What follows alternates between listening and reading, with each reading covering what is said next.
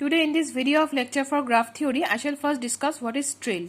So what is trail? A walk is called a trail if all the edges are distinct. So here in this graph, V1, E2, so see V1, E2, V2, E3, V3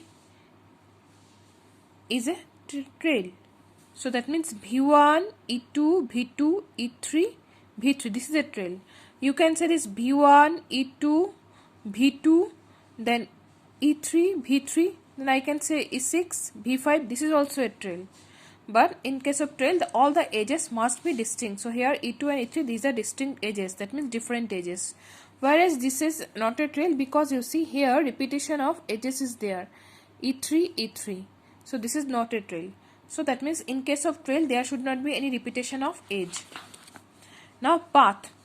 So what is path? An open walk in which no vertex appears twice or more is called a path. So what is path? Here in case of path, no vertex can repeat. Okay, in case of trail, no edge can repeat. In case of path, no vertex can repeat. So here V1, E2, V2, E3, V3 is a path. So here no edges, no repetition of edges. That means V1, V2, V3, these three are distinct vertices. No repetition of vertices. In case of path. Next, connected and disconnected graph. So what is connected graph? A graph is called connected if there exists at least one path between every pair of vertices, and is disconnected if there exists at least two vertices having no path in between them. So for example, you see in this graph, if I say the point suppose A and D, there exists a path by which I can go from A to D. If I say the points of A to E, suppose there exists a path by which I can go. But here for the point A comma D, there does not exist any path by which I can go. So that means this graph is disconnected G2 and this graph G1 is a connected graph. Next is component. A disconnected graph is formed by two or more connected graph. Each of these connected subgraph is called a component of the graph. So here this is a subgraph. This graph G2 consists of two subgraph by which they are connected. G2 is connected. G2, this part is connected. It's among the vertices. This part has three vertices A comma B, A, B, C, and this graph is connected. And similarly, this graph is also connected. It has two vertices D comma E. So that means these two are component of G2.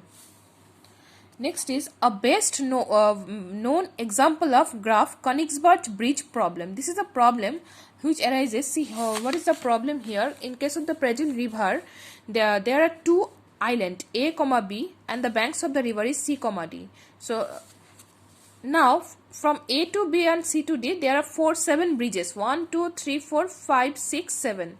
There are 7 bridges. Now the question is either you stand from A, or you can stand from B, or you can stand in C, or you can stand in D. Now starting from suppose A, I have to return to A by crossing this every bridge exactly once. Or I can stand in B, I have to return in B also by crossing this 7 bridge exactly once. So or I can start with C. Starting from C, I have to again return from C. So that means suppose from C to A I am coming, then A to B I am going, then B to D I am coming, then D to again A. So that means I have to starting from C, suppose I have to again return to C, but this bridge I cannot cross twice. So all these bridges must be crossed exactly once. This is the problem. So is it possible or not?